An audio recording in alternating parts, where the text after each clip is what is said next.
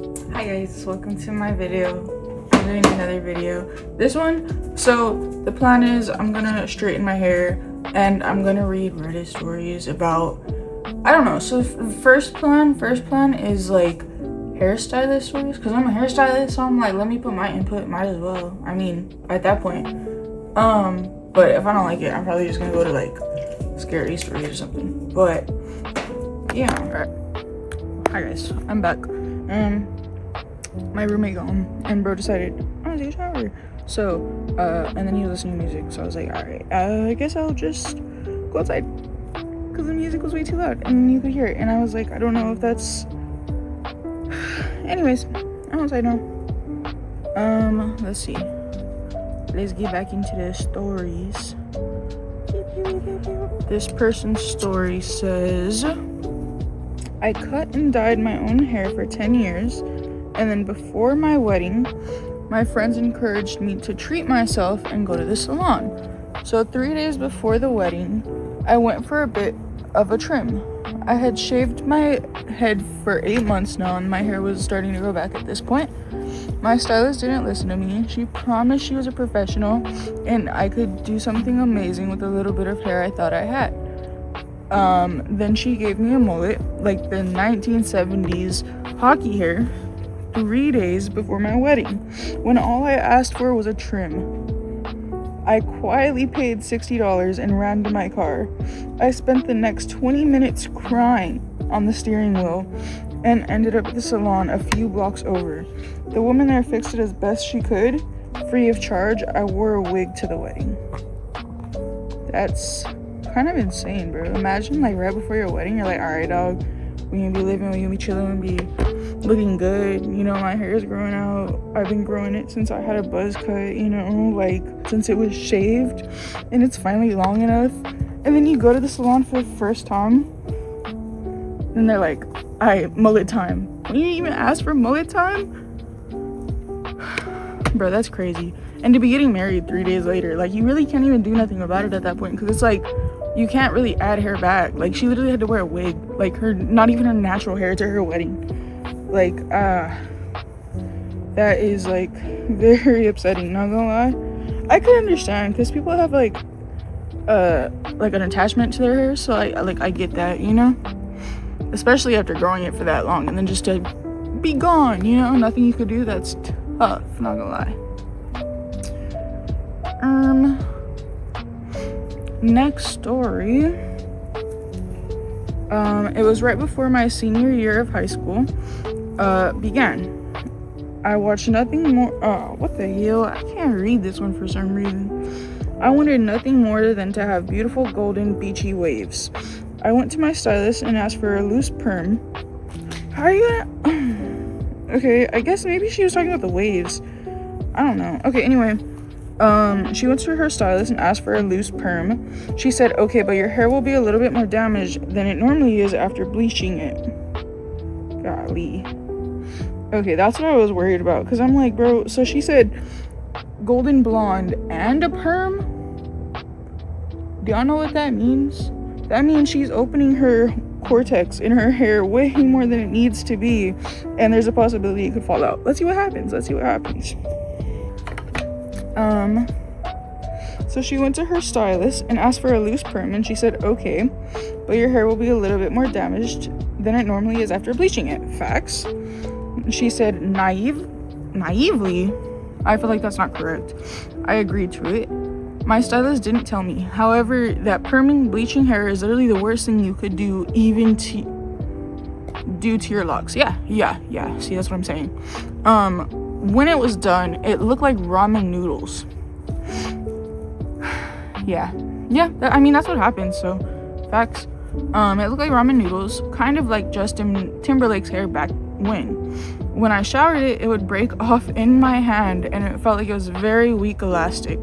She's not even a hairstylist, and she said my elasticity done, 0%. Like, imagine, bro. Okay, let me see. Yeah, I had spent about 2 years growing boob length hair, and it was ruined in an instant. So right before school started, I had to chop it all off. What remained was a fried, frizzy, brittle bob, which, by the way, did not suit my face shape at all. And I had that bob in all of my pictures from senior year. It's been about 1.5 years since that happened, and luckily my hair grows fast. It's almost boob length again, and there's only a little bit of major damage left at the tips, but my hair will never be the same. I mean, it will eventually, not never, because hair grows back and you could cut it off, but you know. No, yeah, but imagine having it that long, bro. Like, hair takes a long freaking time to grow, dude. Like, I know that. Like, I think I cut my hair, like, into a buzz cut, like, 3-4 years ago, and it's barely this length. Like, but I also keep cutting it because I get bored super fast, and that's how I ended up with the buzz cut in the first place. But yeah, no, hair do be taking forever, especially when you, like, purposefully wanted a specific length and then, like, not even have it in your control, that it's just gone. That's why I was like, let me do my own hair, see what happens, you know, like, just vibe, you know. And now every time I do my hair, I literally just, like, I've done it so many times, like, so many different colors, that I just do whatever, to be honest. And usually I end up liking it for the most part. And if not, then I just change it in a week. But I'm also, like, I got licensed, so I learned how to take care of it so it doesn't fall out. That's how, bro, oh my god. Before, when I didn't know, I would just bleach all of my hair every single time. And obviously that boy got freaking frazzled, dazzled, like, fully. But that's, I mean, that hair is not on my head anymore. So, I'm chilling. I was getting my eyebrows waxed, and as she was tweezing the last few straddlers she needed in my face, the tweezers with the top of my face, hold on, guys. The tweezers went through the top of my eyelid. Then she proceeded to try to charge me 15 pounds whilst I had some bloodied cotton wool up my eye. Luckily, her boss was mortified and compensated me instead of charging me. Bro, that's honestly crazy work. How do you have a tweezer so sharp that it goes into somebody's eyelid, bro? Like, what? Bro, these stories are crazy. I'm like, well, maybe on my hairstylist, maybe I could, like, be on their side and, like, you know, like, talk for them, like, you know what I mean? But, like, no. How do you literally put your tweezers in somebody's eye? That's bro, this be stressing me out, and I'm not even there, and it was literally 11 years ago. I'm not stressed out, bro. Let's see what we got. My hair probably looks crazy right now. That's not my issue. This story is super short. It says, in high school, my grandma took me to a beauty school to get my hair cut. April 2008. I gave her a picture of what I wanted, and I ended up with a mullet. Thankfully, butterfly clips were in, so I pinned the top back and everything, made it every day to make it not look like a mullet. I cried in the salon. To be honest, there's a lot of times I've cried in the salon before to be honest, anytime anybody else has touched my hair, I cry, probably. So, but it's cool. Stuff happens. Hair grows. It's alright. This story, I went last week and asked for a basic 1-inch off layers bangs type of deal. I don't know what the hell happened, but by the end, I look like a late 1980s Glenn Danzig. I don't know who that is. I'll put a picture if I remember. I probably will. The stylist was also the most boring person I've ever met. So, weekend plans? Her just work as usual. Oh, I bet it would be nice if they gave you a weekend off here and there, right? No, I don't do anything fun. I don't waste my money. Oh. Silence for the rest of the haircutting then. Danzig hair. Okay. Facts.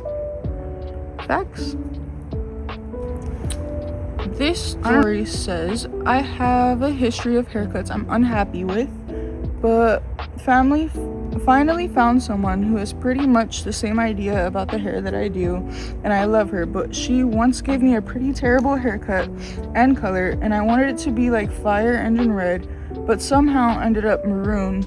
And she cut my bangs like on the diagonal, like they were brushing my eyelashes on one side and they were teeny tiny on the other. I just went back to her recently though, and she gave me a rock star of a cut. She knew I was unhappy with the other one, and it kind of scared me for a while, but she was the only person I want to cut my hair pretty much ever. I dye it myself though. I did before the maroon. I don't know. And I have scents, and I think I'm gonna stick to that, especially since I have to touch it up every month or so and I can't afford that many salon visits. Understandable. I feel like it's not really a horror story. Honestly, sometimes color theory is so hard to understand. Like you could be like, all right, red, pink, a little bit of purple, maybe some blue in there, you know, and it'll give you a nice maroon. But then the hair pigments, the way they pick it up, if you have chemicals in your hair, if you have literally anything, it could turn it like bright orange. Like you could, like, the hair is so crazy sometimes. Like you would think like, oh yeah, color theory, like orange and yellow, like what do you get, like, you know what I mean? But like, bro, it'd be so hard honestly it'd be so hard sometimes, but it's okay. I don't know if this is a story. I think it is. It's really long. I think they replied to somebody. They said, hey girl, sorry about your haircut. I don't get my hair done at salons, but if you are open to salon horror stories of all services, I have one about waxing. Waxing is in. Okay, so I have always had full, thick brows. Who probably once had dreams of achieving the full Frida Kahlo, but power brows were not as appreciated back then. So I had been waxing them into submission with the same waxing professional since I was 13. That's a long time to be with one wax artist. Like, that's a long time. Wax artist? Is that even correct? I don't know. I feel like that is an art, technically, if you think about it. But anyway, eventually I went off to college and come back to a pretty new home, pretty far away from my old waxer, and because I don't want to drive an hour away to get my eyebrows done, it was time for a change. My mom recommended a very nice salon down the road, and I make an appointment and go. It's a pretty nice place, very clean, very professional. Everything pretty much goes fine up until I lay down and get the wax taken off. After the first pull under my arch, it burned, not stung, burned. She hurried up and did the tops of both of my eyes, and then again, waxing under arch, another sting and burn. She swipes my brows with the solution, and I already told her not to put on my face, hands in the mirror, and tells me, oh my goodness, none of the other clients usually get irritated. I guess you may have very sensitive skin, and nervous laughter and motions for me to get up and pay at the register. That's immediately getting rushed out. It's crazy work. She said, oh, I know I did wrong. You gotta go before you notice I did the wrong. Crazy work. Meanwhile, I'm staring in the mirror at my new eyebrows, and the shape is perfect. And they are sisters, not twins. Gorgeous, except I have lost most of the skin under each arch. Like, from where my arch starts, almost down to my eyelid. I'm mortified. But due to my lack of confrontational skills, I pay. No tip, though. Take that and leave. And cry about it in my car. However, something has always been up with my brows since. And anytime I've waxed... Something has always been up with my brows since then, and anytime I've waxed afterwards, hard wax, fancy blue Aveda wax, we're gonna do the tiniest amount at the time wax. I have had skin pulled off, and I have now converted to threading, and praise the Lord that it didn't scar for ushering in the wave of the power brow.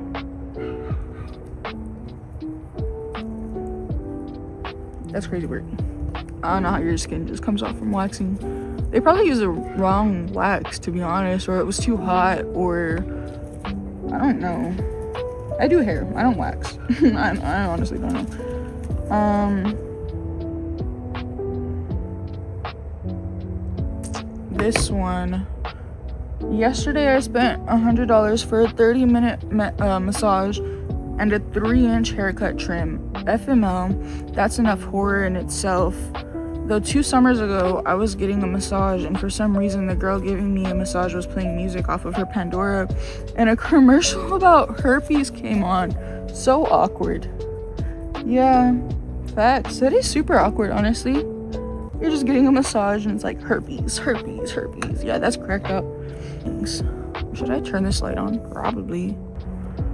Hopefully, I don't look too red or pink. I might, to be honest, because I'm using a pink light, but it's okay. I only have the... Okay, yeah, so this story, I have long hair and decided that I wanted bangs. Long, angled bangs. I showed the stylist a photo, and she claimed to know what to do, and then she cut the first cut way too short. I freaked out, and then she promised she would fix it by making the bangs shorter than I initially wanted, but still looking good.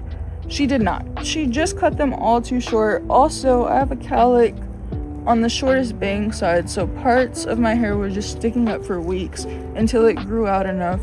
Now my now called husband called the look the unicorn. I fled the salon near tears.